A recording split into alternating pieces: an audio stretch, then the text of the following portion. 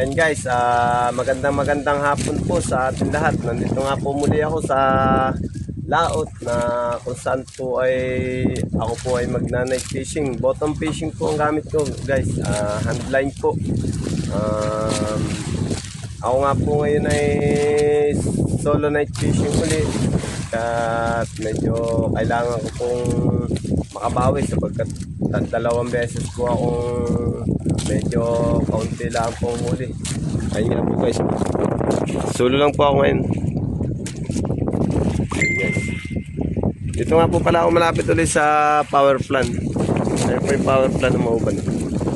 Kasi ito naman po yung Agbalete. Ayun po yung bayan ng Mauban.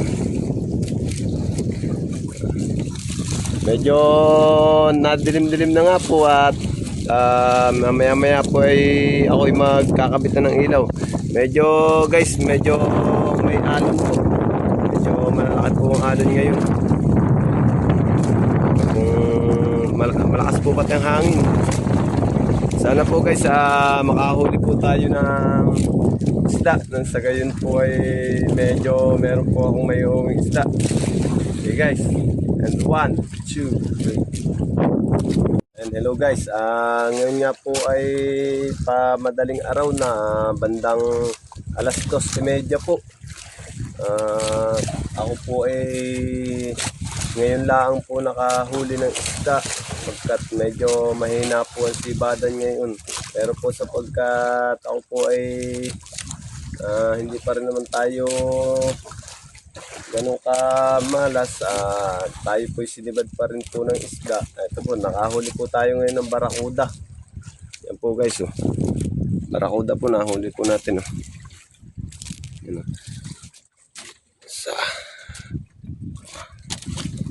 Apat na dangkal po siya guys, mahaba po siya. Baka po siya almost 4 kilos, 4 na kilo po siya, ganun.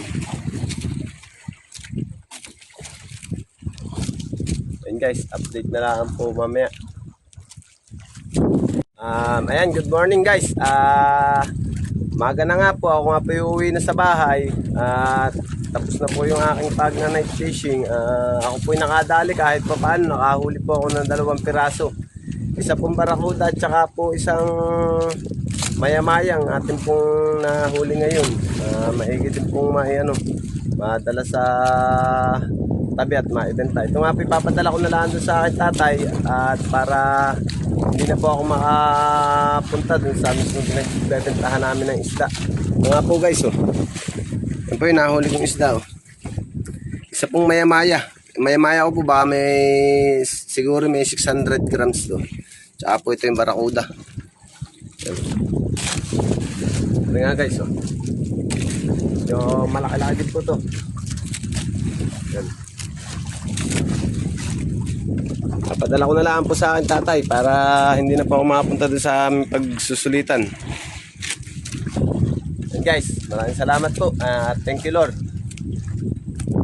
Yeah guys, binigay ko na nga po yung isda na 6 po ang nahuli nila. Binigay ko po para po sila na lang yung magsulit ng isda doon sa komisyonan. Yan. Ako nga po aalis na. Papandar nga po ako ng makina. Papandar na po tayo guys sa makina natin.